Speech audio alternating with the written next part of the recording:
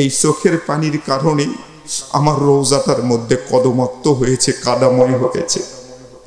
ওই কাদাগুলো আমি জান্নাতি পোশাক যখন পরতে গিয়েছি রে, আমার দাড়ির মধ্যে কাদা লাগছে, আমার পাগড়ির মধ্যে কাদা লাগছে, আমার জান্নাতি এই পোশাকটার মধ্যে কাদা লাগছে।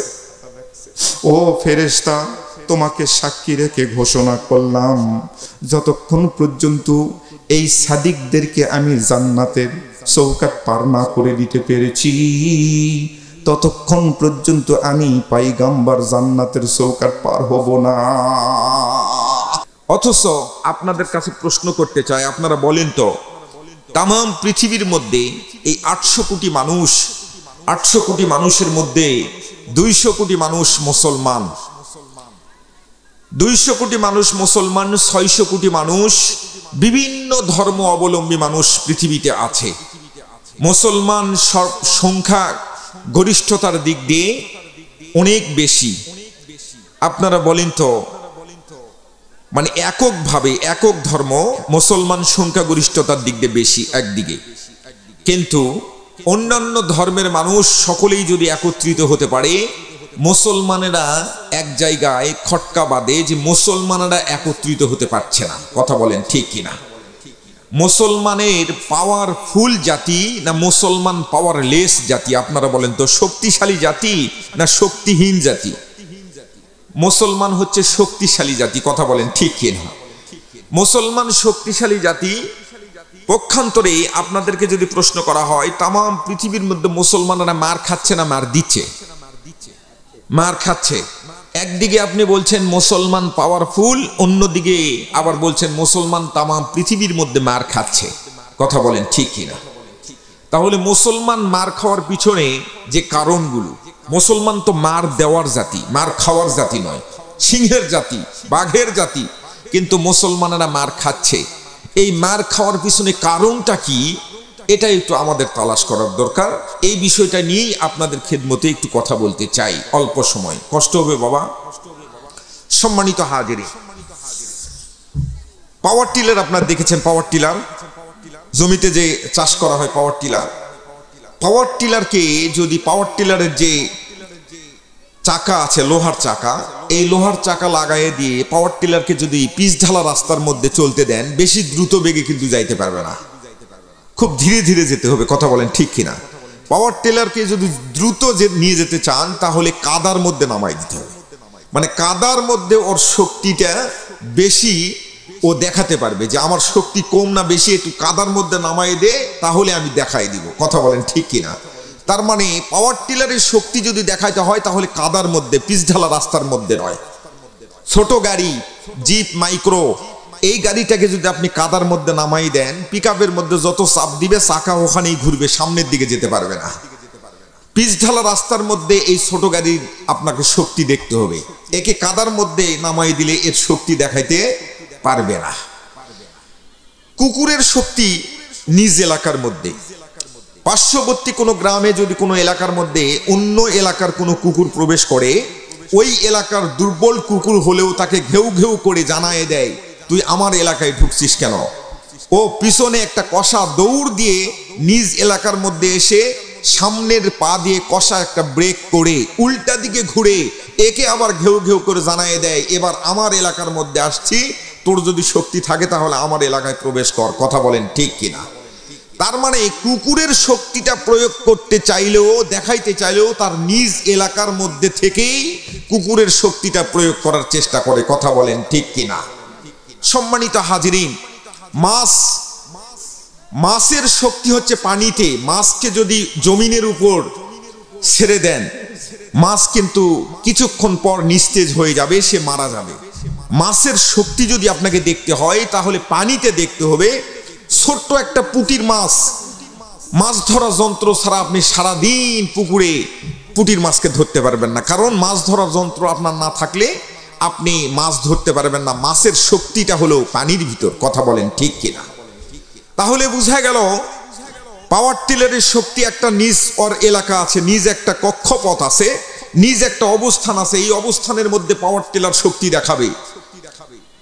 কুকুরের শক্তি নিজ এলাকার মধ্যে, মাছের শক্তি নিজ এলাকার মধ্যে, র্যাব, চিতা, কোবরা, আর্মি, সেনাবাহিনী, যত বাহিনী আছে এদেরকে যদি আপনি পানিতে নামাই দেন শক্তি দেখাইতে পারবে না। একে যদি স্থলভাগে নামাই দেন, মাটিতে দেখতে চান জমিনের মধ্যে, তাহলে তার শক্তি দেখাতে পারবে। কথা বলেন ঠিক কিনা?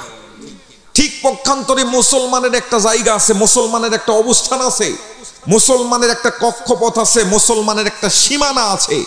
এই সীমানার মধ্য থেকেই মুসলমানের শক্তি দেখাতে হবে। মুসলমান যদি এই সীমানার বাহিরে চলে যায়, মুসলমান আর শক্তি পায় না, সে শক্তিহীন জাতিতে রূপান্তরিত হয়ে যায়। শক্তিটা হলো পয়গম্বর আলাইহিস সালাতু ওয়াস সালামের সুন্নত তরিকার মধ্যে যখন থাকবে, তখন মুসলমান তার সিংহের যে গর্জন, বাঘের যে গর্জন, এই মুসলমান শক্তি ফিরে পাবে। চিৎকার করে বলেন ঠিক কিনা? মুসলমান ভাইরা রে আমার, মাছের শক্তি পানিতে, র্যাবের শক্তি মাটিতে, পাওয়ার টিলারের শক্তি কাদার মধ্যে, ছোট গাড়ি পিচঢালা রাস্তার মধ্যে খুব দ্রুত বেগে যাইতে পারে।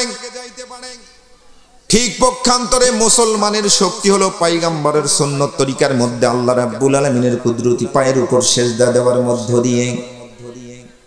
মুসলমানের শক্তি যদি আপনাকে দেখতে হয়, তাহলে এই 2 ইঞ্চি কপালটা আল্লাহ রাব্বুল আলামিনের কুদরতি পায়ের উপর লাগাতে হবে। আর সূরা ফাতিহার মধ্যে যে কথাটা আমরা বলি, ইয়্যাকা না'বুদু ওয়া ইয়্যাকা নাস্তাঈন,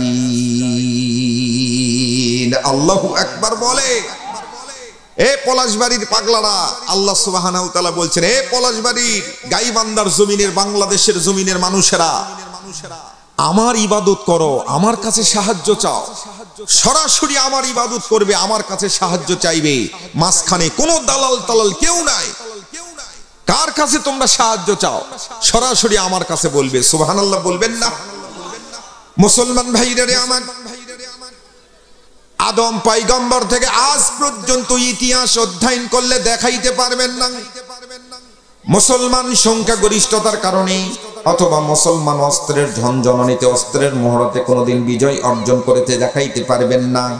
বরং এই পৃথিবীর মুসলমান সংখ্যাগরিষ্ঠতার কারণে নয়, অস্ত্রের ঝনঝনানিতে নয়, অস্ত্রের মহড়াতে নয়, মুসলমানদের জয় পরাজয় আল্লাহ রাব্বুল আলামিনের কুদরতি পায়ের উপর সেজদা আর পয়গম্বরের সুন্নত তরিকা মানার ভিতরে। আল্লাহু আকবার বলে। ঐতিহাসিক বদরের ময়দান ৩১৩ জন ক্ষুধার্ত নিরস্ত্র সাহাবা কেরাম নিয়ে কেমনে মহান বিজয় অর্জন করলেন। এই বিজয়কে আল্লাহ রাব্বুল আলামিন কোরআনুল কারীমের ভাষায় ইয়াউমাল ফুরকান বলেছেন। এই বিজয় অর্জন করার পর আল্লাহর পয়গম্বর সাহাবা কেরাম সবাইকে ডাকলেন। আমার সামনে যেমন আপনারা শত শত মানুষ এক জায়গায় একত্রিত হয়ে বসে আছেন আদবের সহিত, সেদিন পয়গম্বর আলাইহিস সালাতু ওয়াস সালামের সামনে সাহাবা আজমাইন সকলেই একত্রিত হয়ে আদবের সহিত বসে পড়লেন। আল্লাহর পয়গম্বর জিজ্ঞেস করলেন, ও আমার কলিজার টুকরা সাহাবীরা, তোমরা বলো দেখি যুদ্ধ চলাকালীন সময় কার কি অবস্থা হয়েছিল, কার গুজারি শোনাও। এক একজন সাহাবী দাঁড়ায় এক এক অভিজ্ঞতার কথা শুনাইতেছিলেন। একজন মাত্র সাহাবী পিছনের লাইন থেকে হাত উত্তোলন করলেন, লাব্বাইকা ইয়া সাদাইক রাসূলুল্লাহ, যুদ্ধ চলাকালীন সময় আমি একটা বিষয় দেখেছি গো পয়গম্বর, যে বিষয়টা দেখে আমি কিংকর্তব্য বিমূঢ় হয়েছি, হতভম্ব হয়েছি, আমার বাকরুদ্ধ হয়েছে। আল্লাহর পয়গম্বর বললেন, ও সাহাবী, যুদ্ধ চলাকালীন সময় তুমি কি দেখেছো? কোন বিষয়টা দেখে তুমি কিংকর্তব্য বিমূঢ় হয়েছো, হতভম্ব হয়েছো, তোমার বাকরুদ্ধ হয়েছে, তুমি বলো। আল্লাহর পয়গম্বরের সামনে এই সাহাবী ডাক দিয়ে বললেন, ইয়া রাসূলুল্লাহ, ইয়া হাবিবাল্লাহ, যুদ্ধ চলাকালীন সময় আমি এক কাফেরকে মারার জন্য তরবারি উঁচু করে দৌড়াইতেছিলাম। হঠাৎ করে লক্ষ্য করে দেখি আমার ডান দিকে কেউ নাই, আমার বাম দিকেও কেউ নাই, আমার পিছনেও কেউ নাই। কিন্তু সামনে যে কাফেরের ঘাড়ের উপর তরবারি চালাবো, ঘাড়ের উপর তরবারি চালানোর আগেই তার ঘাড় থেকে তার মাথাটা জমিনের মধ্যে পড়ে গেল। মুসলমান ভাইরা রে আমার, আল্লাহর পয়গম্বর বললেন, সাহাবীরা রে, তোমরা কি মনে করেছো ক্ষুধার্ত নিরস্ত্র অবস্থায় তোমাদের যুদ্ধের ময়দানে ছেড়ে দেন? আমি পয়গম্বর তাঁবুর মধ্যে আরাম করছিলাম। না না, আমি পয়গম্বর তাঁবুর মধ্যে আরাম করি নাই রে সাহাবী। আমি পয়গম্বর যখন তাঁবুর মধ্যে প্রবেশ করলাম তখন 2 রাকাত সালাত আদায় করলাম। লক্ষ্য করে দেখেন, 2 রাকাত সালাত আদায় করলাম, নামাজ আদায় করলাম। নামাজের মধ্য দিয়ে আল্লাহ রাব্বুল আলামিনের সাহায্য পাওয়া যায়। ইয়া আইয়ুহাল্লাযীনা আমানুস্তাঈনু বিস-সাবরি ওয়াস-সালাহ ইন্নাল্লাহা মা'আস সাবিরিন। আল্লাহু আকবার বলে। নামাজের মধ্য দিয়ে আল্লাহ রাব্বুল আলামিনের সাহায্য চাইতে হবে। আল্লাহর পয়গম্বর বললেন, সাহাবীরা রে, আমি যখন নামাজরত অবস্থায়, সেজদারত অবস্থায় 2 ফোঁটা চোখের পানি জমিনের মধ্যে ছেড়ে দিলাম। এই চোখের পানিটা জমিনে পড়ার আগে 7 আসমান পেরিয়ে আল্লাহর আরশে আজিমের মধ্যে ধাক্কা লাগাইছে। জিব্রাইল, আল্লাহ রাব্বুল আলামিন ডাক দিয়ে বললেন, জিব্রাইল, 1 মুহূর্ত দেরি করিস না রে, আমার পয়গম্বরের তাঁবুর মধ্যে তুই প্রবেশ কর। জিব্রাইল যখন পয়গম্বরের তাঁবুর মধ্যে প্রবেশ করলেন, পয়গম্বর আলাইহিস সালাতু ওয়াস সালাম সিজদারত অবস্থায় হাউমাউ করে কাঁদতেছেন, হাউমাউ করে কাঁদতেছেন। জিব্রাইল ডাক দিয়ে বললেন, ইয়া রাসূলুল্লাহ, ইয়া হাবিবাল্লাহ, আপনি কাঁদবেন না গো পয়গম্বর, কাঁদবেন না। আপনার কান্নার কোনো কারণ নাই। আপনার কান্নার কারণে লাউহে মাহফুজ সিদরাতুল মুনতাহার মধ্যে যত বড় বড় থাম্বাগুলা আছে, এই থাম্বাগুলা ভূমিকম্পের মতো থরথর করে কাঁপতেছে, থরথর করে কাঁপতেছে। বলেন সুবহানাল্লাহ। আল্লাহর পয়গম্বরের সামনে জিব্রাইল ডাক দিয়ে বললেন, ইয়া রাসূলুল্লাহ, ইয়া হাবিবাল্লাহ, আপনি মাথা উত্তোলন করেন। আপনার সাহাবাদের কেবলমাত্র যতটুকু শক্তি আছে এতটুকু শক্তি তারা যুদ্ধের ময়দানে ব্যয় করবে, আর বাকি কাজটা করার দায়িত্ব সম্পূর্ণ আমার আল্লাহ রাব্বুল আলামিন তার কুদরতি হাতের মধ্যে নিয়ে নিলেন। পয়গম্বর ডাক দিয়ে বললেন, ও সাহাবীরা, যুদ্ধ চলাকালীন সময় তুমি যেই কাফেরের ঘাড়ের উপর তরবারি চালাও নাই, কিন্তু ঘাড় থেকে মাথাটা জমিনের মধ্যে পড়ে গেছে, এটা তুমি করো নাই, তুমি করো নাই, এটা স্বয়ং রব্বে কারীম তার ফেরেশতা দ্বারা করেছে। চিৎকার করে একটু বলুন না সুবহানাল্লাহ। আল্লাহ রাব্বুল আলামিন তৎকালীন যুগে পয়গম্বর আলাইহিস সালাতু ওয়াস সালামকে তথা মুসলমানদেরকে ফেরেশতা পাঠিয়ে দিয়ে সাহায্য সহযোগিতা করলেন, মুসলমানের বিজয় নিশ্চিত করলেন। সেই আল্লাহ রাব্বুল আলামিন এখন আছে না, বুড়া হয়েছে, একটু বয়স হতে পারে, চোখে একটু কম দেখতেছে। আল্লাহ নাউজুবিল্লাহ বলেন, জোরে বলেন নাউজুবিল্লাহ। আল্লাহ রাব্বুল আলামিন এখনো আছে, সেই রব্বে কারীম এখনো আছে। তবে শুধুমাত্র আল্লাহ রাব্বুল আলামিন আমাদের মনের অবস্থানটা একটু দেখছে। কথা বলেন ঠিক কিনা? সম্মানিত হাজিরিন, আপনাদের গাইবান্ধা জেলা জজ কোর্ট, সুপ্রিম কোর্ট আছে না ভাই, হাইকোর্ট আছে না?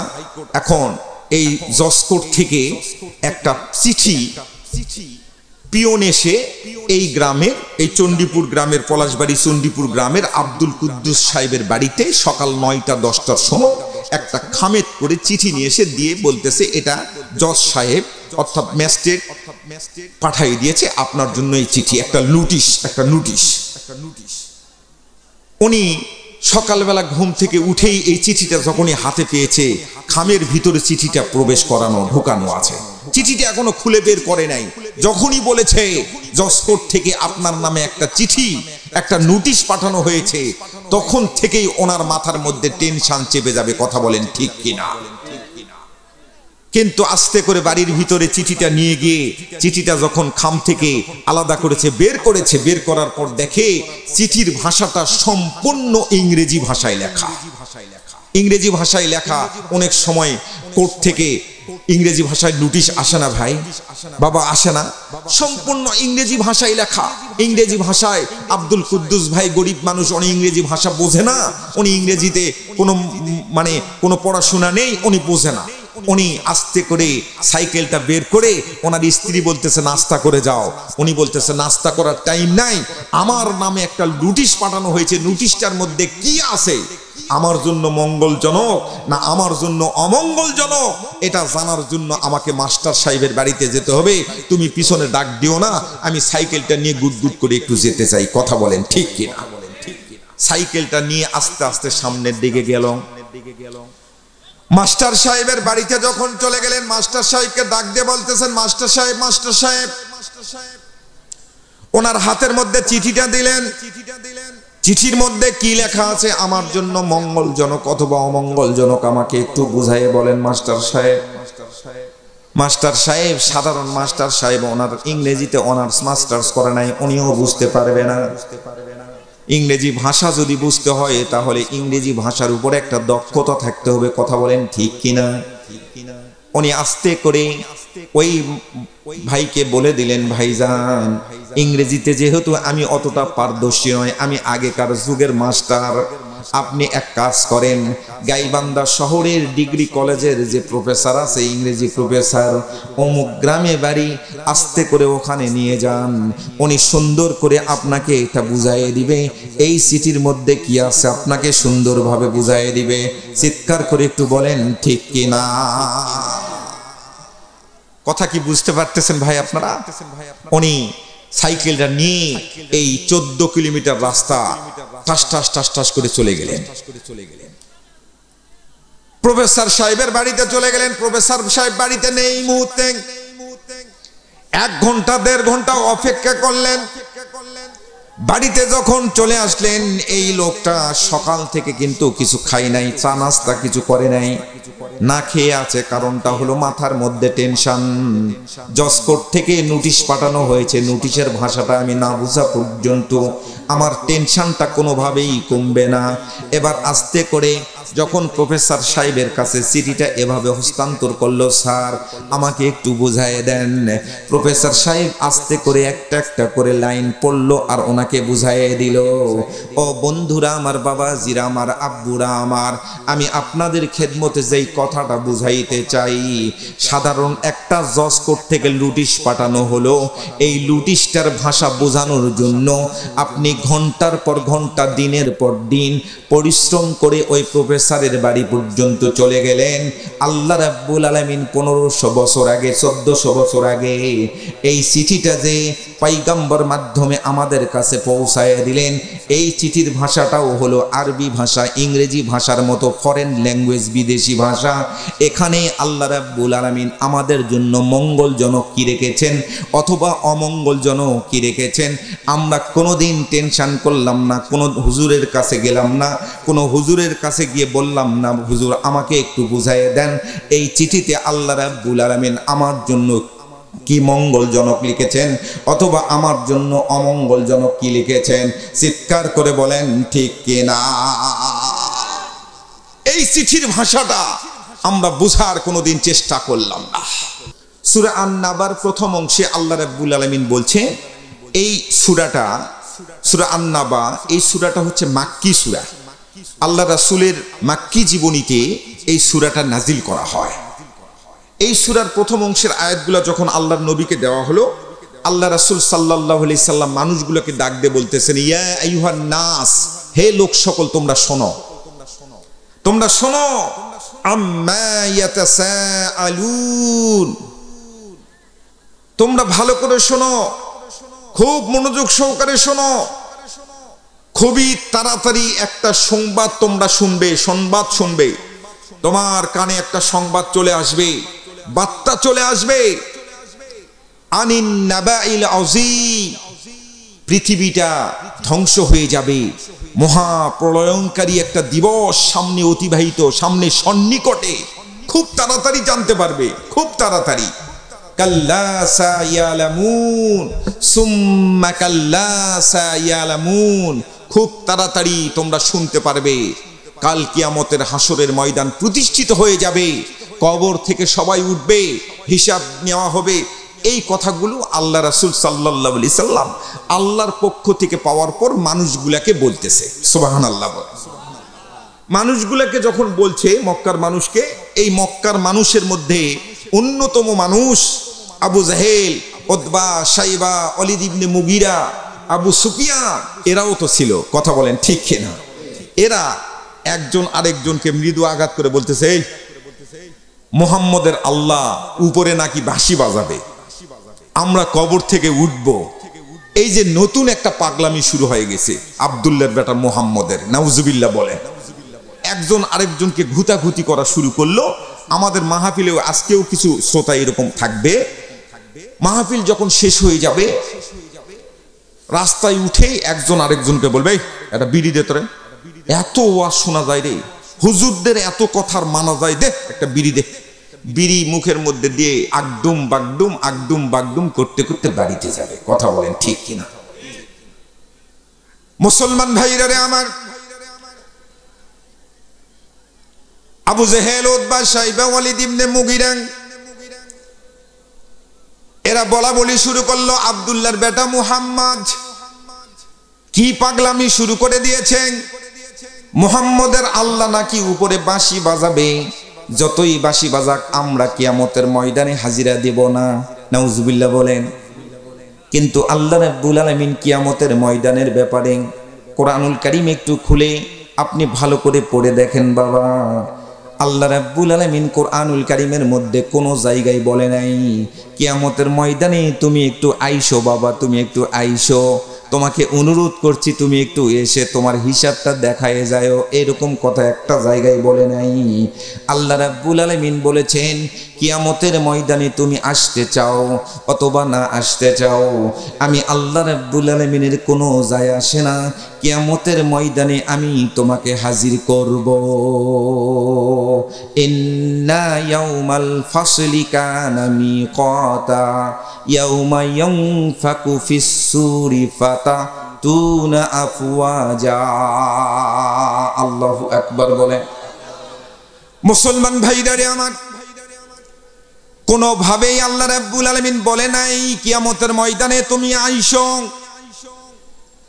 কিয়ামতের ময়দানে তুমি আসতে চাও অথবা না আসতে চাও, আমি আল্লাহ রাব্বুল আলামিনের কোনো যায় আসে না।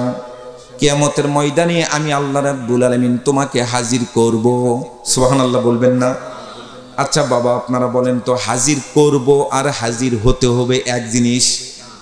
আজকের মাহফিলের যখন মাইকিং করা হয়, অমুক জায়গায় অমুক বক্তা আসবে, নওগাঁ থেকে বক্তা আসবে, আপনারা দলে দলে উপস্থিত হবেন, দোজাহানের অশেষ কল্যাণ হাসিল হবে, এভাবে বলা হয়েছে। কথা বলেন ঠিক কিনা? আপনাকে কি এরকম বলা হয়েছে যদি না আসে আপনাকে ধরে নিয়ে আসা হবে, এটা বলা হয়েছে? কিয়ামতের ময়দানে উপস্থিত করব, তুমি আসতে চাও অথবা না আসতে চাও, আল্লাহ রাব্বুল আলামিন হাজির করবেন, এই কথাটাই বার কোরআনুল কারীমের মধ্যে বলছেন।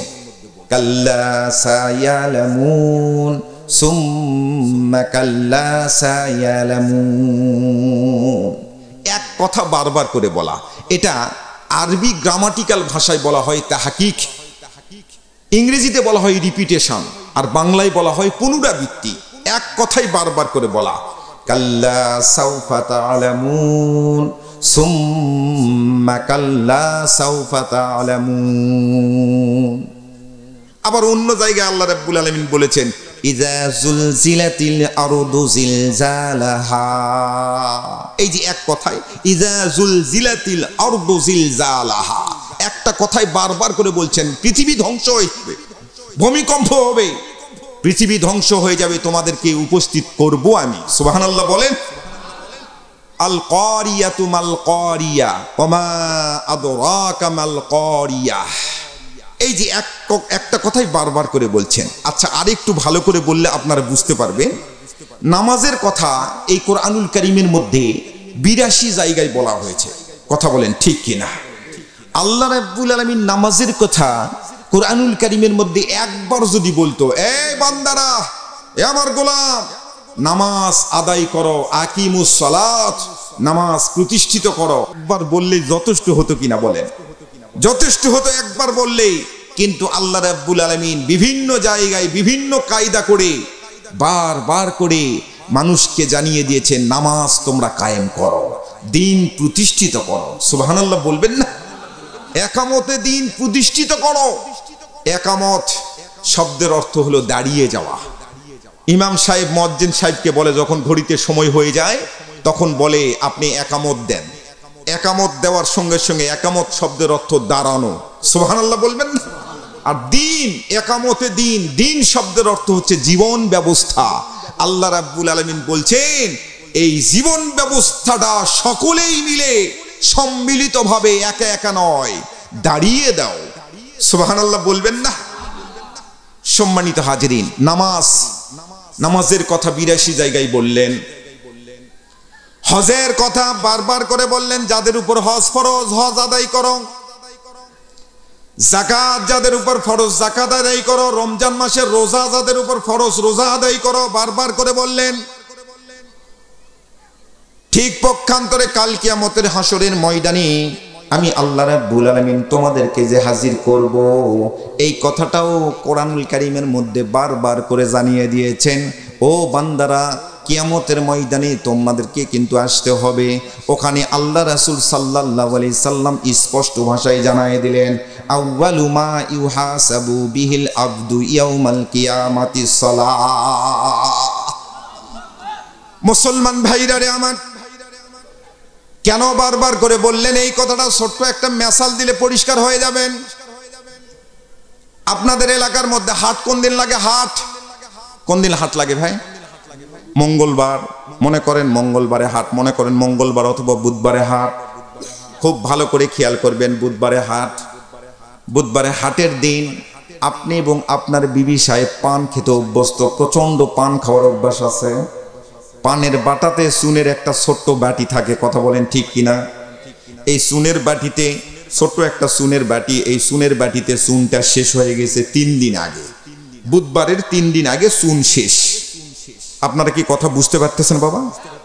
বোঝা যাচ্ছে? আলহামদুলিল্লাহ, চুন শেষ হয়ে গেছে। এখন 3 দিন পরে হাট, 3 দিন পান তো খেতে হবে, কথা বলেন। এখন এই 3 দিন এই চুনের বাটিতে যতটুকু চুন ছিল ধুয়ে মুছে খেয়ে পরিষ্কার। 3 দিন পর বুধবার সকালবেলা আপনার বিবি সাহেব আপনাকে বলতেছে, উঠান ঝাড়ু দিচ্ছার বলতেছে, ওগো আজকে বিকালে যখন হাটে যাবে তখন কিন্তু 1 নম্বরে তুমি কিনবে চুন, চুন চুন কিন্তু কিনবে। আপনার বিবি সাহেব বারবার করে বলছে চুন কিন্তু আইনো। বিকালবেলা যখন আপনি বাজারে যাবেন, রওনা দিয়েছেন, এমন সময় আপনার হাতের মধ্যে একটা কাগজ আর কলম দিয়ে আপনার বিবি সাহেব বলতেছে, তুমি লেখো কি কি নিয়ে আসতে হবে, লেখো। আমি বলতেছি 1 নম্বরে লেখো চুন, 2 নম্বরে মাছ তরি তরকারি আলু বেগুন পটল ইত্যাদি চুন কিন্তু আইনো। কাল্লা সায়ালামুন সুম্মা কাল্লা সায়ালামুন। আল্লাহু আকবার বলেন। বাজারের ব্যাগটা হাতে নিয়ে বাড়ির চৌকাঠটা সবেমাত্র পার হয়েছেন, কিছু দূর গিয়েছেন, এমন সময় আপনার বিবি সাহেব, ছোট একটা বাচ্চা ছেলে আছে আপনার, এই ছোট ছেলেটাকে বলতেছে, আব্বু আব্বু তোমার আব্বুকে একটু বলে আসো তো, তুমি তোমার আব্বুকে একটু বলে আসো চুন চুন যেন আনে, চুন কিন্তু ছাড়া যাবে না, আজকের বাজারের ইম্পর্টেন্ট সাবজেক্ট হলো চুন। ছোট বাচ্চা ছেলেটা পিছনে ডাকতেছে আর যাচ্ছে আর বলতেছে, আব্বু আব্বু আম্মু বলেছে চুন চুন কিন্তু আইনো। কাল্লা সায়ালামুন সুম্মা কাল্লা সায়ালামুন। আল্লাহু আকবার বলে। মুসলমান ভাইদের আমার, আল্লাহ রাব্বুল আলামিন যেমন বারবার করে বললেন, পুনরাবৃত্তি করে বললেন, এই পলাশবাড়ির জমিনের মানুষেরা, বাংলাদেশের মানুষেরা তথা বিশ্বের মানুষেরা, শোনো শোনো, আমি কিন্তু বারবার করে বলছি, পুনরাবৃত্তি করে বলছি। আপনার বিবি সাহেব যেমন চুনের কথা বারবার করে বললেন, একটাই মাত্র উদ্দেশ্য, একটাই মাত্র কারণ, আজকে বাজারে সব কিছু ছাড়া যাবে, চুন কিন্তু ছাড়া যাবে না। ঠিক পক্ষান্তরে আল্লাহ রাব্বুল আলামিন ৮২ বার নামাজের কথা জানাই দিয়ে এই কথাটাই বোঝানোর চেষ্টা করেছেন, ও বান্দারা সব কিছু ছাড়া যাবে, নামাজ ছাড়া তুমি কবরে আইসো না।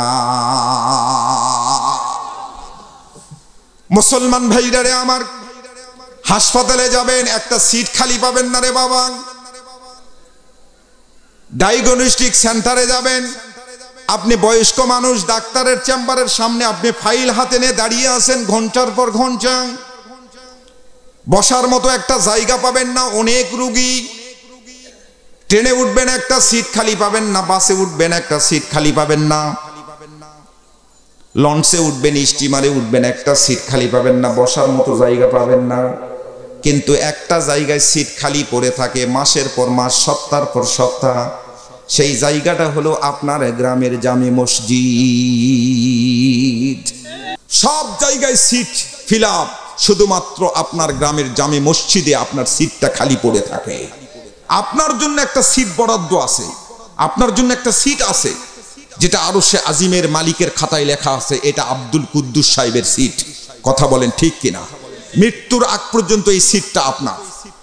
আপনি মসজিদে 24 ঘন্টা ওখানে বসে থাকেন, গ্রামের কোনো মানুষ গিয়ে বলবে যে এই মসজিদ থেকে বের হ, বলবে? তার মানে মৃত্যুর আগ পর্যন্ত আপনার জন্য এই সিটটা বরাদ্দ। মসজিদের মধ্যে 4 ফিট জায়গা আপনার জন্য বরাদ্দ। সুবহানাল্লাহ বলবেন না? সম্মানিত হাজিরিন, মসজিদে যদি জায়গা না হয়, মসজিদের সভাপতি সেক্রেটারি এক পর্যায়ে বক্তব্য বলে দেয়, আমাদের এলাকা, আমাদের সন্তানেরা অনেক বেশি হয়েছে, লোকজন বেশি হয়েছে, মসজিদ একতলা মসজিদ এখন 2 তলা করা লাগবে, আপনারা সকলেই বেশি বেশি টাকা দেন। কথা বলেন ঠিক কিনা? তার মানে মসজিদের বাহিরে আপনার জায়গা নয়, মসজিদের ভিতর আপনার জন্য 5 ওয়াক্ত নামাজ পড়ার জন্য একটা সিট বরাদ্দ আছে। কথা বলেন ঠিক কিনা? মুসলমান ভাইরা রে আমার, গহীন জঙ্গলের গভীর গর্তের মধ্যে যদি একটা বিষধর সাপ থাকে, এই সাপটাকে বের করে নিয়ে আসার জন্য সহজ পদ্ধতি হলো সাপুরিয়ার হাতের মধ্যে একটা বিন দেবেন।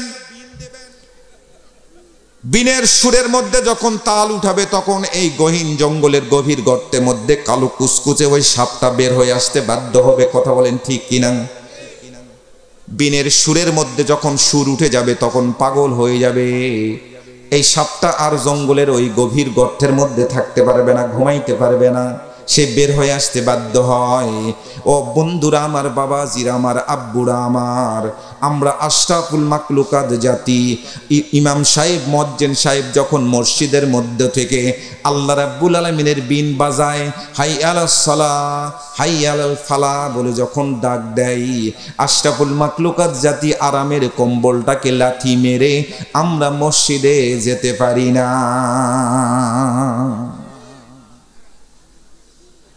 মুসলমান ভাইরা আমার, এই জন্য আপনাদেরকে নসিহত করছি বাবা, 5 ওয়াক্ত নামাজ মসজিদে গিয়ে পড়বেন। 5 ওয়াক্ত নামাজ বিনা ওযরে, কোনো কারণ ছাড়াই, কোনো অবস্থাতেই নামাজ নষ্ট করা যাবে না বাবা, নামাজ নষ্ট করা যাবে না।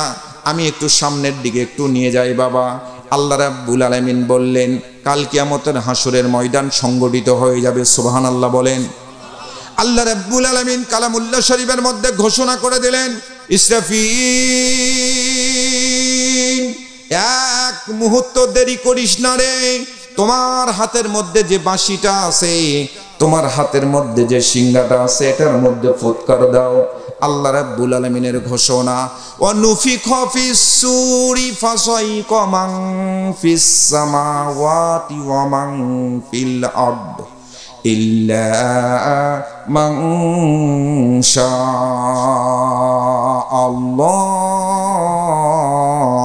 শাআল্লাহ। আল্লাহ রাব্বুল আলামিন ঘোষণা দিলেন, ইসরাফিল সিংহায় ফুৎকার দিল, সঙ্গে সঙ্গে ভূমিকম্প শুরু হলো বাবা।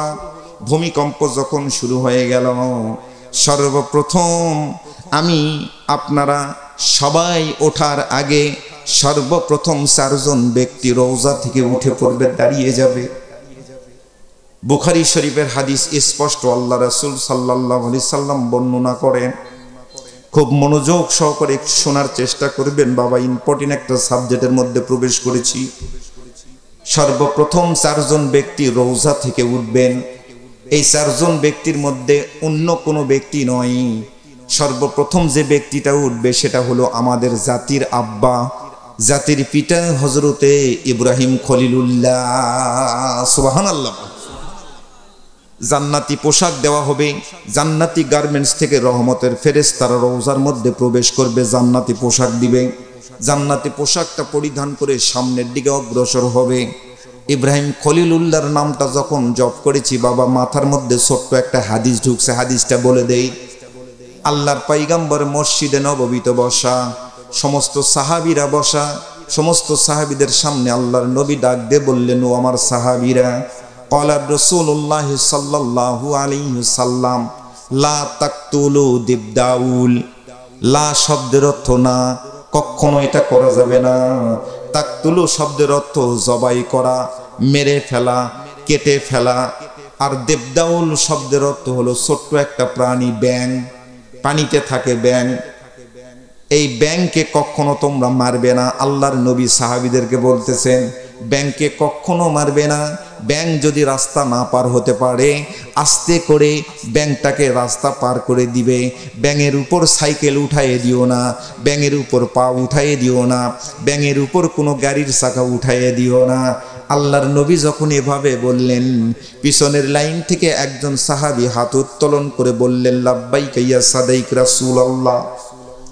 নবী গো, ব্যাঙকে কেন মারবো না, আপনি একটু তাফসীর করে আমাদেরকে বুঝাইয়ে দেন।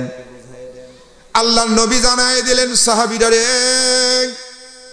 তোমরা কি জানো না জাতির আব্বা, আমাদের জাতির পিতা ইব্রাহিম খলিলুল্লাহ যখন নমরুদের আগুনের মধ্যে ফেলে দেওয়া হলো, পৃথিবীর কোনো প্রাণী এগিয়ে আসে নাই, একটা মাত্র প্রাণী এগিয়ে এসেছিলেন সহযোগিতা করার জন্য।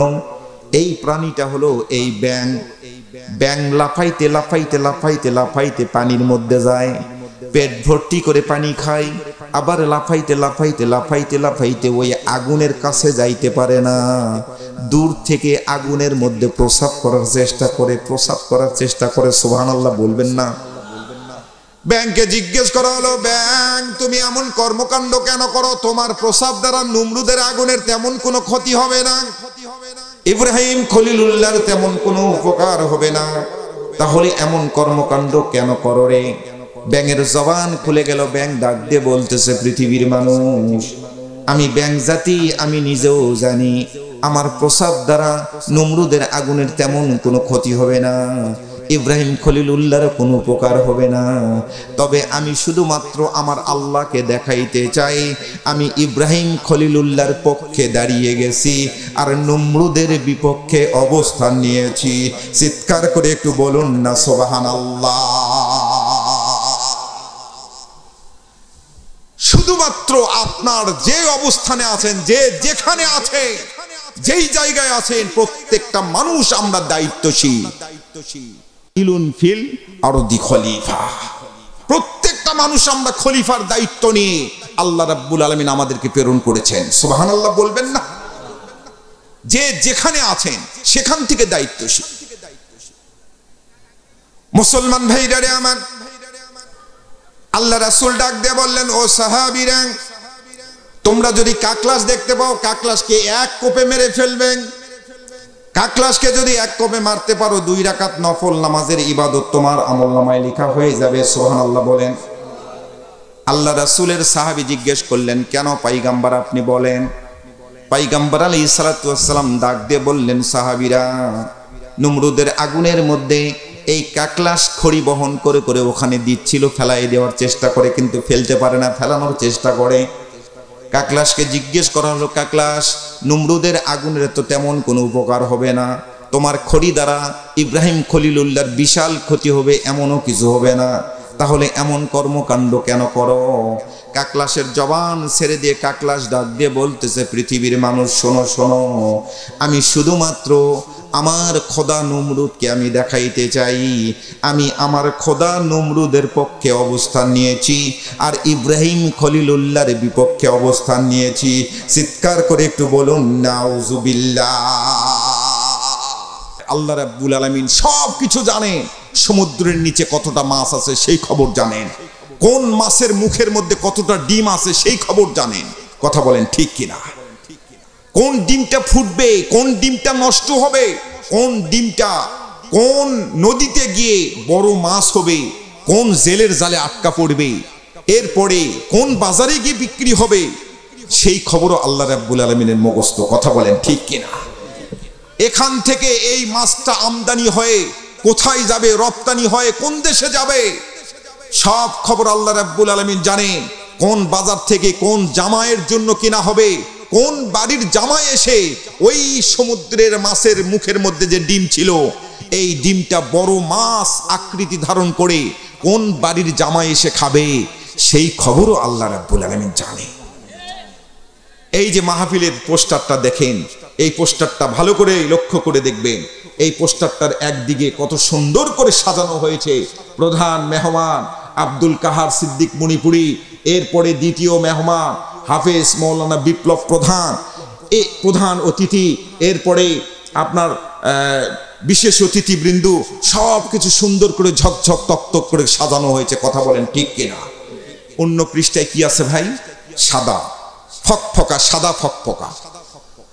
কাল কিয়ামতের হাসরের ময়দানে আপনার আমলনামাটা যখন আপনার হাতের মধ্যে দেওয়া হবে, ইয়াউমা ইয়ানজুরুল মারউ মা কদ্দামাত ইয়াদাহ, যখন মেমোরি কার্ডটা আপনার হাতের মধ্যে দেওয়া হবে, আপনি আস্তে করে সব কিছু ঝকঝক তকতক দেখতে পাবেন।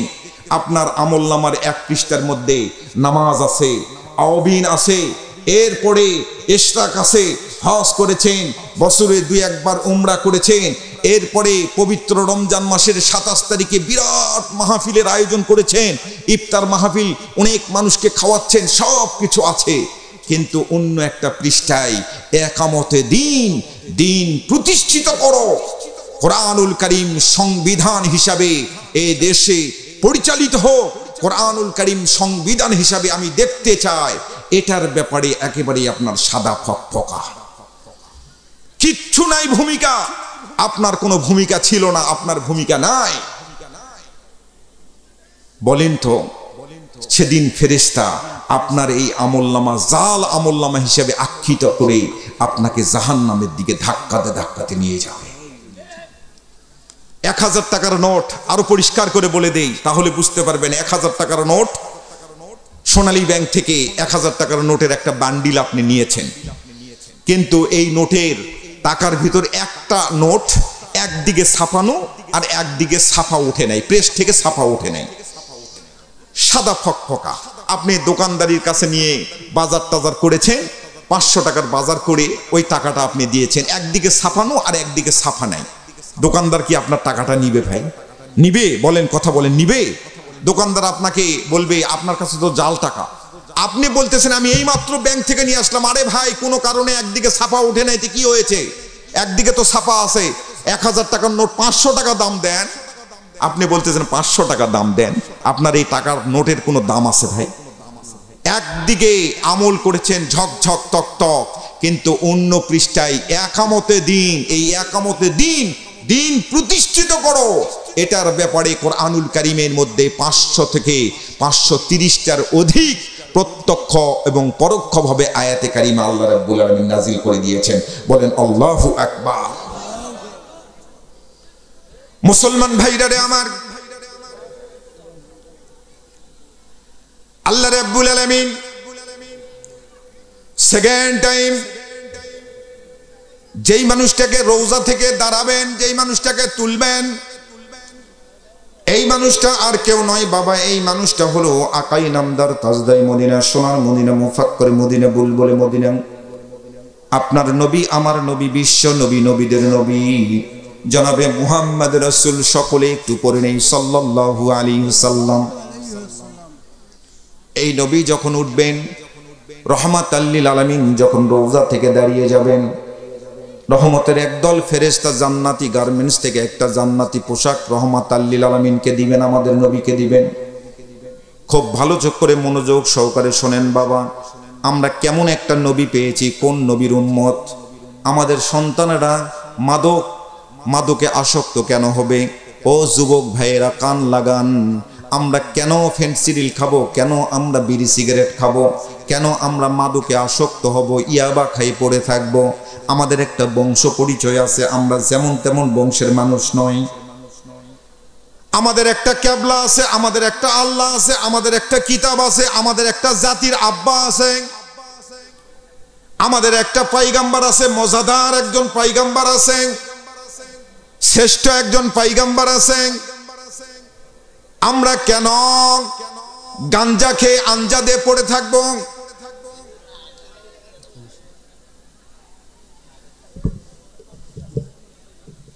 আল্লাহ রাব্বুল আলামিন ইসরাফিলকে যখন বলে দিলেন, ইসরাফিল সেকেন্ড টাইম সিংহার মধ্যে ফুৎকার দাও, সঙ্গে সঙ্গে রাহমাতাল লিল আলামিন রওজা থেকে উঠে পড়লেন। তিনি সামনের দিকে যাচ্ছেন। ইন দি মিন টাইম লক্ষ্য করে দেখা গেল রহমতের ফেরেশতারা পিছনে আহলান সাহালান মারহাবান মারহাবা ধ্বনি দেয়। সুবহানাল্লাহ বলবেন না? একজন ফেরেশতা কষা একটা দৌড় দিলেন আল্লাহর পয়গম্বরের সামনে। আল্লাহর পয়গম্বরের সামনে দুই হাত প্রসারিত করে পয়গম্বরকে জানাই দিলেন, ওগো পয়গম্বর, আমার ছোট্ট একটা প্রশ্ন আছে গো পয়গম্বর, এই প্রশ্নের উত্তর দিয়ে আপনি সামনের দিকে যাবেন। আল্লাহর পয়গম্বর দরদর করে চোখের পানিটা ছেড়ে দিলেন, ডাক দিয়ে বললেন, ও ফেরেশতা, ও আল্লাহর দূত, তোমার কি প্রশ্ন গো, তাড়াতাড়ি করো। আল্লাহর পয়গম্বরের সামনে ফেরেশতা প্রশ্ন করতেছেন, ইয়া রাসূলুল্লাহ, ইয়া হাবিবাল্লাহ, আমার প্রশ্নটা হলো, আমি তো লক্ষ্য করে দেখলাম ইব্রাহিম খলিলুল্লাহ সর্বপ্রথম রওজা থেকে দাঁড়ালেন। রওজা থেকে দাঁড়ানোর পর তিনি সামনের দিকে অগ্রসর হচ্ছেন, তার পোশাক থেকে নূর চমকাচ্ছিল, ঝকঝক তকতক করছিল। কিন্তু আপনিও ওই একই গার্মেন্টস থেকে একই ফেরেশতা দ্বারা আপনাকে পোশাক দেওয়া হয়েছে, আপনার পোশাকটা থেকে কোনো রকম নূর চমকায় না। আপনার পোশাকের মধ্যে কাদা, আপনার পাগড়ির মধ্যে কাদা, আপনার দাড়ির মধ্যে কাদা। এত কাদা কোথায় থেকে আসলো? মদিনার রওজার মধ্যে আপনার কোনোদিন বন্যার পানি ঢুকছিল নাকি? মদিনার শহরের মধ্যে কোনোদিন বন্যার পানি উঠছিল নাকি? এটা একটু বলে সামনের দিকে যাবেন। যেহেতু আপনি সবার জন্য রহমাতাল লিল আলামিন, আমরা ফেরেশতা জাতি, আমাদের জন্য আপনি রহমাতাল লিল আলামিন, সুবহানাল্লাহ বলবেন না? আল্লাহর নবী দরদর করে চোখের পানিটা ছেড়ে দিলেন, ডাক দিয়ে বলতেছেন, ও সাহাবীর, ও ফেরেশতারা, ও আল্লাহর দূত, তোমরা ভালো করে শোনো, আমার কিছু সাদিক আছে, আমার কিছু সাদিক আছে। আমার সাদিক, এখানে সাদিক শব্দটা ব্যবহার করেছেন বন্ধু, এখানে উম্মত শব্দটা ব্যবহার করে নাই। আল্লাহর নবী সাহাবীদেরকে একদিন বলতেছিলেন, আমার কিছু সাদিক আছে, ফাকুম সাহাবিউ, তোমরা আমার সাহাবী, উলাইকা সাদিক, উহারা আমার বন্ধু। একজন সাহাবী প্রশ্ন করলেন, ইয়া রাসূলুল্লাহ, ইয়া হাবিবাল্লাহ, আমরাই তো আপনার সাথী, আমরাই তো আপনার বন্ধু, তাহলে উহারা আবার কারা? মানহুম, উহারা কারা? আল্লাহর নবী ডাক দিয়ে বললেন, ও সাহাবীরা, তামাম পৃথিবীর মানুষগুলোকে জানাই দিবেন, আমার কিছু সাদিক আছে।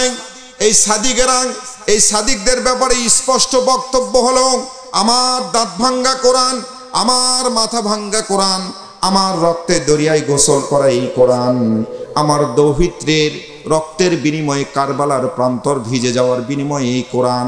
এই কোরআন কারীমকে যখন নর্দমায় ফেলে দেওয়ার জন্য ষড়যন্ত্র করা হবে, তামাম পৃথিবীর মধ্যে ষড়যন্ত্র করা হবে, তখন একদল সাদিক, আমার একদল বন্ধু এই কোরআনুল কারীমের পক্ষে দাঁড়িয়ে যাবে। সেই মানুষগুলা হলো আমার সাদিক, ওরা হলো আমার বন্ধু। ওরা যখন গভীর রাত্রিতে 2 রাকাত 4 রাকাত 6 রাকাত নামাজ পড়েছে, নিজের কৃতকর্মের কথা স্মরণ করে 2 ফোঁটা চোখের পানি জমিনের মধ্যে ছেড়ে দিয়েছে, এই চোখের পানিটা জমিনে পড়তে দেওয়া হয় নাই। আস্তে করে একদল রহমতের ফেরেশতা কোলের মধ্যে হাত ঢুকাই দিয়েছে। একদল ফেরেশতা কোলের মধ্যে হাত ঢুকাই দিয়েছে।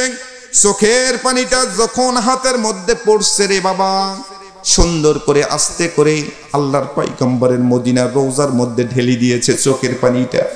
আল্লাহর নবী বলছেন, ও ফেরেশতা, এই চোখের পানিটা আমার কাছে আমানত স্বরূপ ছিল, এত বেশি হয়েছিল, পুকুরের মতো একটা অবস্থান হয়েছিল। যখন ইসরাফিল আলাইহিস সালাতু ওয়াস সালাম সিংহায় ফুৎকার দিল, ইযা জুলজিলাতিল আরদু জিলজালাহা, পৃথিবীটা ভূমিকম্প হয়ে নড়ানড়ি যখন শুরু হয়ে গেল, এই চোখের পানির কারণে আমার রওজাটার মধ্যে কদমাক্ত হয়েছে, কাদাময় হয়েছে। ওই কাদাগুলো আমি জান্নাতি পোশাক যখন পরতে গিয়েছি রে, আমার দাড়ির মধ্যে কাদা লাগছে, আমার পাগড়ির মধ্যে কাদা লাগছে, আমার জান্নাতি এই পোশাকটার মধ্যে কাদা লাগছে। ও ফেরেশতা, তোমাকে সাক্ষী রেখে ঘোষণা করলাম, যতক্ষণ পর্যন্ত এই সাদিকদেরকে আমি জান্নাতের চৌকাঠ পার না করে দিতে পেরেছি, ততক্ষণ পর্যন্ত আমি পয়গম্বর জান্নাতের চৌকাঠ পার হব না। এটা হচ্ছে আমাদের পয়গম্বর। এরকম পয়গম্বর আমরা পেয়েছি, আমরা এটা অহংকার করতে পারি, অহংকারের বিষয়। আমরা এমন একটা পয়গম্বরকে আল্লাহ রাব্বুল আলামিনের কাছে না চাইতেই আল্লাহ রাব্বুল আলামিন আমাদেরকে দিয়ে দিয়েছেন। সুবহানাল্লাহ বলবেন না? আল্লাহর পয়গম্বর সামনের দিকে যাচ্ছেন, সামনের দিকে যাচ্ছে। ৭২টা মতান্তরে ৭৩টা লাইন করা হয়েছে। এর মধ্যেই আমরা কবর থেকে উঠে যাব। ওয়াকুল্লুহুম আতিহি ইয়াউমাল কিয়ামাতি ফারদা। আল্লাহু আকবার বলেন। সমস্ত নবীরা নাফসি নাফসি করছে। ইন দি মিন টাইম আল্লাহ রাব্বুল আলামিন আমাদের পয়গম্বরকে বলছেন, আপনি বসেন, আপনি এখানে বসেন। আল্লাহর পয়গম্বর ওখানে বসলেন না, ওখানে উঠলেন। সেই জায়গাটার নাম হলো আসা আইয়াবা আসাকা রাব্বুকা মাকামাম মাহমুদা। কোরআনুল কারীমের মধ্যে মাকামে মাহমুদ নামক একটা জায়গা আল্লাহ রাসূলকে দিবেন রব্বে কারীম সেদিন। মাকামে মাহমুদটা হলো আল্লাহ রাব্বুল আলামিনের সরাসরি কুদরতি কোল। সুবহানাল্লাহ বলেন। সম্মানিত হাজিরিন, আল্লাহ রাসূল আল্লাহর পয়গম্বর মাকামে মাহমুদের মধ্যে বসাটা পছন্দ করলেন না। তিনি ওখানে উঠলেন এবং সঙ্গে সঙ্গে 2 ইঞ্চি কপালটা আল্লাহর কুদরতি পায়ের উপর লাগাই দিলেন। বলেন সুবহানাল্লাহ। ওমর ফারুক রাদিয়াল্লাহু তাআলার মতো একজন নেতা, একজন নেতৃত্ব দেওয়ার মতন মানুষ আমাদের এই বিশ্ববাসীর জন্য দরকার। কথা বলেন ঠিক কিনা? ওমর ফারুক রাদিয়াল্লাহু তাআলার আমলে আলী রাদিয়াল্লাহু তাআলা উনি বলছেন, খুব ভালো করে শোনেন, ছোট্ট একটা কথা মাথার মধ্যে ঢুকে গেল, বলে দেই। উনি ওমর ফারুক রাদিয়াল্লাহু তাআলা কিয়ামতের ময়দানে নবীদের লাইনে দাঁড়িয়ে যাবে, নবীদের লাইনে। সুবহানাল্লাহ বলে। হযরতে সুলাইমান আলাইহিস সালাতু ওয়াস সালাম পিছনে, তার বাবা দাউদ আলাইহিস সালাতু ওয়াস সালাম সামনে, বাপ বেটার মাঝখানে আল্লাহ রাব্বুল আলামিন ওমর ফারুককে নবীর মর্যাদা দিয়ে, আল্লাহর নবী যে দোয়া করেছিল আমার পরে যদি কেউ নবী হয় তাহলে উমরই হতো, এই দোয়াটা তাৎক্ষণিকভাবে কবুল করতে পারে নাই আল্লাহ, কারণ নবীদের দরজা বন্ধ করে দিয়েছিলেন। কিন্তু আমাদের নবীকে আল্লাহ রাব্বুল আলামিন এত বেশি ভালোবাসেন, এই ভালোবাসার ফলশ্রুতিতে কিয়ামতের ময়দানে উমর ফারুককে নবীর মর্যাদা দিয়ে নবীদের লাইনে দাঁড়িয়ে দেওয়া হবে। চিৎকার করে বলেন আল্লাহু আকবার। মুসলমান ভাইরা রে আমার, উমর ফারুক রাদিয়াল্লাহু তাআলা নূর জামানার একটা ছোট্ট কথা বলে দেন। তিনি যখন আমিরুল মুমিনিন, কেন পয়গম্বর আলাইহিস সালাতু ওয়াস সালাম এতদিন আগে এই কথাটা বলেছিলেন, আমার পরে কেউ যদি নবী হয় নবী হতো উমর। ওমর ফারুকের বিচক্ষণতা দেখেন, লক্ষ্য করে দেখেন। আলী রাদিয়াল্লাহু তাআলা বর্ণনা করেন, হেকায়েতে সাহাবা গ্রন্থের মধ্যে ঘটনাটা আসছে, ছোট্ট একটা ওয়াকিয়া আসছে। আলী রাদিয়াল্লাহু তাআলা স্বপ্নের মধ্যে দেখে, রাত্রে স্বপ্নের মধ্যে দেখে মসজিদে নববীতে আজান হচ্ছে, বেলাল রাদিয়াল্লাহু তাআলা আজান দিচ্ছে। সুবহানাল্লাহ বলেন। ওমর ফারুক রাদিয়াল্লাহু তাআলার জামানায় উনি আমিরুল মুমিনিন। এই মুহূর্তে আলী রাদিয়াল্লাহু তাআলা স্বপ্ন দেখতেছে মসজিদে নববীতে বেলাল রাদিয়াল্লাহু তাআলা আজান দিচ্ছে। কে আজান দিচ্ছে? বেলাল। বেলাল ফজরের আজান দিচ্ছে। আলী রাদিয়াল্লাহু তাআলা ওযু করে মসজিদে গিয়ে 2 রাকাত সুন্নত নামাজ পড়ে চুপচাপ বসে আছে। এমন সময় নামাজের যখন সময় হয়ে গেল, বেলাল রাদিয়াল্লাহু তাআলা ইকামত দেওয়ার জন্য দাঁড়িয়ে গেছে। ইকামত স্টার্ট। পিছনে তাকিয়ে দেখে হুজরাখানা থেকে সরাসরি পয়গম্বর আলাইহিস সালাতু ওয়াস সালাম রিয়াজুল জান্নাত বে জান্নাতি কদম মোবারক সামনের দিকে বাড়াইছেন। সুবহানাল্লাহ বলবেন না? আল্লাহর পয়গম্বরকে কতদিন দেখেনি। আলী রাদিয়াল্লাহু তাআলা তাকিয়ে আছে, স্বপ্নের মধ্যে দেখে তাকিয়ে আছে। মিহরাবের মধ্যে পয়গম্বর প্রবেশ করলেন, 2 রাকাত নামাজের ইমামতি করলেন। ইমামতি করে আস্তে করে মিম্বারের উপর হাত রেখে মুসল্লির দিকে মুখ ফিরে কি যেন বলবে, এমন মুহূর্তে মসজিদে নববীতে একটা বৃদ্ধ সাহাবী প্রবেশ করলো, 1 পুটলি খেজুর নিয়ে, 1 গামলা খেজুর নিয়ে। আল্লাহর পয়গম্বরের সামনে গিয়ে বলতেছেন, ইয়া রাসূলুল্লাহ, ইয়া হাবিবাল্লাহ, আমার বাগানের প্রথম খেজুর গো পয়গম্বর, এই বাগানের খেজুরটা আপনি গ্রহণ করেন, আপনি নিজে খান, সমস্ত সাহাবীদের মাঝে বিতরণ করে দেন। পয়গম্বর আলাইহিস সালাতু ওয়াস সালাম লক্ষ্য করে দেখলেন অনেক সাহাবী বসার সামনে।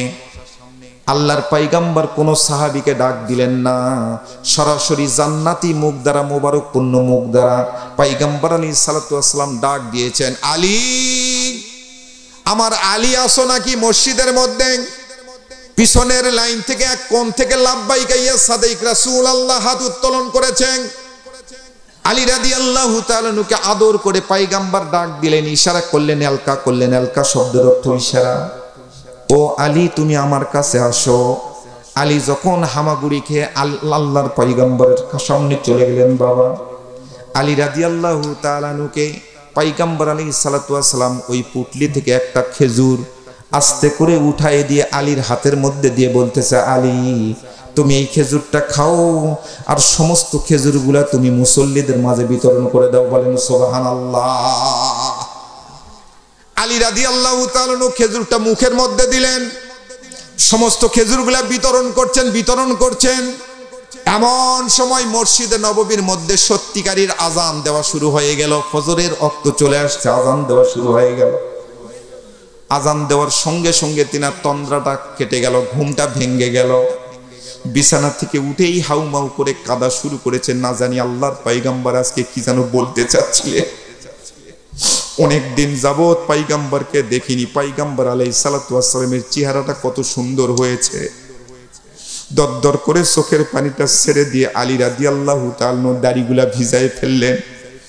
বিছানা থেকে যখন নামছেন, নামতে নামতে লক্ষ্য করে দেখে স্বপ্নের মধ্যে পয়গম্বর যে খেজুরটা দিয়েছিল ওই খেজুরের বিচিটা এখনো মুখের মধ্যে গড়াগড়ি করতেছে। খেজুরের বিচিটা মুখের মধ্যে থেকে আস্তে করে হাতের মধ্যে নিয়ে যত্ন সহকারে রেখে দিলেন। শুধু মাথার মধ্যে এতটুকু চিন্তা, পয়গম্বরকে কতদিন দেখি নাই, পয়গম্বরকে আজকে দেখলাম, পয়গম্বর কত সুন্দর হয়েছে, একটাই চিন্তা। উত্তম রূপে ওযু করে মসজিদে নববীতে চলে গেলেন। বাবা, মসজিদে নববীর যেই জায়গায় স্বপ্ন যুগে বসেছিলেন ঠিক সেই জায়গায় তিনি বসে পড়লেন। 2 রাকাত নামাজ আদায় করে বসে আছেন। এমন সময় মুয়াজ্জিন সাহেব একামত দেওয়া শুরু হয়ে গেল। আমিরুল মুমিনিন স্বয়ং ওমর ফারুক রাদিয়াল্লাহু তাআলা মিহরাবের মধ্যে প্রবেশ করলেন। সুবহানাল্লাহ বলবেন না? ওমর ফারুক রাদিয়াল্লাহু তাআলা নামাজ স্টার্ট করলেন। আলী রাদিয়াল্লাহু তাআলা শুধু লক্ষ্য করে দেখেন নামাজের মধ্যে শুধু চিন্তা করেন পয়গম্বর আলাইহিস সালাতু ওয়াস সালামের চেহারাটা শুধু ভেস ভাসে। এমন সময় আলী রাদিয়াল্লাহু তাআলা লক্ষ্য করে দেখলেন স্বপ্ন যুগে পয়গম্বর আলাইহিস সালাতু ওয়াস সালাম যেই সূরা কেরাত দ্বারা নামাজটা সমাপ্ত করেছিল, আজকে ওমর ফারুক ঠিক ওই একই সূরা কেরাত দ্বারা নামাজটা সমাপ্ত করলেন। চিৎকার করে একটু বলুন সুবহানাল্লাহ। আলী রাদিয়াল্লাহু তাআলা স্বপ্নে যেটা দেখেছিলেন পয়গম্বর যেই সূরা কেরাত পড়েছিলেন ওই একই সূরা কেরাত করলেন। সুবহানাল্লাহ বলবেন? ওমর ফারুক রাদিয়াল্লাহু তাআলা পয়গম্বরের ভঙ্গিমায় মুসল্লির দিকে তাকিয়ে কি যেন বলবেন, এমন সময় একটা বৃদ্ধ সাহাবী মসজিদের মধ্যে প্রবেশ করলেন এক পুটলি খেজুর নিয়ে যখন প্রবেশ করলেন, আমার দিকে তাকান, খেজুর নিয়ে যখন প্রবেশ করলেন পয়গম্বর আলাইহিস সালাতু ওয়াস সালামের জলিলে কদর সাহাবী আমিরুল মুমিনিন হাতের মধ্যে দিয়ে বলতেছেন, ওগো পয়গম্বরের সাহাবী, আমাদের রাষ্ট্রপতি আমিরুল মুমিনিন, আমার বাগানের প্রথম খেজুরটা আপনি গ্রহণ করেন, আর বাকি খেজুরগুলা আপনি সমস্ত পয়গম্বরের সাহাবীর মাঝে বিতরণ করে দেন। বলেন সুবহানাল্লাহ। আল্লাহর পয়গম্বর আলাইহিস সালাতু ওয়াস সালামের জলিলে কদর সাহাবী হযরতে ওমর ফারুক রাদিয়াল্লাহু তাআলা হাতের মধ্যে তিনি খেজুরের পটটা নিয়ে, পুটলিটা নিয়ে মসজিদ ভর্তি সাহাবী, কোন সাহাবীকে ডাকেন নাই, কোন সাহাবী আল্লাহর পয়গম্বরের কোন সাহাবীকে ডাকে নাই। আল্লাহর পয়গম্বর যেই ভঙ্গিমায় ডেকেছিলেন ঠিক একই ভঙ্গিমায় ওমর ফারুক তিনি শ্রেষ্ঠ রাষ্ট্রপতি ইনি ডাক দিচ্ছেন, ওগো আলী, তুমি কি মসজিদে আসো? সুবহানাল্লাহ বলবেন না? আলী রাদিয়াল্লাহু তাআলা পিছনের লাইন থেকে হাত উত্তোলন করে বলছেন, লাব্বাইকা আমিরুল মুমিনিন, আমি মসজিদের এখানে বসে আছি। বলেন আল্লাহু আকবার। মুসলমান ভাইরারে আমার, আলী রাদিয়াল্লাহু তাআলা আস্তে করে আমিরুল মুমিনিন উমর ফারুকের সামনে চলে গেলেন। উমর ফারুকের সামনে গিয়ে উমর ফারুক ডাক দিয়ে বলতেছে, আলী। আস্তে করে খেজুরের পুটলি থেকে একটা খেজুর হাতে দিয়ে বলতেছে, আলী, এই খেজুরটা তুমি খাও গো। সমস্ত খেজুরগুলো পয়গম্বরের সাহাবীদের মাঝে বিতরণ করে দাও। সুবহানাল্লাহ বলবেন না? আলী রাদিয়াল্লাহু তাআলা নরম মানুষ, আস্তে করে ডাক দিয়ে বলতেছে, নরম মানুষ চোখের পানিটা ছেড়ে দিলেন। তিনি আস্তে করে উমর ফারুককে ডাক দিয়ে বলতেছেন, ওমর আমিরুল মুমিনিন, জনাব মহাশয় মহাত্তন, আমাকে কি 2টা খেজুর দেওয়া যায় না হুজুর? আমাকে কি 2টা খেজুর দেওয়া যায় না? সুবহানাল্লাহ বলবেন না? উমর দরদর করে চোখের পানিটা ছেড়ে দিলেন, ডাক দিয়ে বললেন, আলী, ও আমার আলী, পয়গম্বর আলাইহিস সালাতু ওয়াস সালাম যদি তোমাকে 2টা খেজুর দিত রে, আমি উমর ফারুকও তোমাকে 2টা খেজুর দিয়ে দিতাম। আল্লাহু আকবার বলে। আলী রাদিয়াল্লাহু তাআলা বলতেছে, পয়গম্বর আলাইহিস সালাতু ওয়াস সালাম যে আমাকে একটা খেজুর দিয়েছে, আপনি কেমনে জানলেন? উমর ফারুক ডাক দিয়ে বলতেছে, ও আলী, তুমি গত রাত্রিতে যে স্বপ্নটা দেখেছো, ওই একই স্বপ্ন আমি উমর আমিও দেখেছি। চিৎকার করে বলেন আল্লাহু আকবার।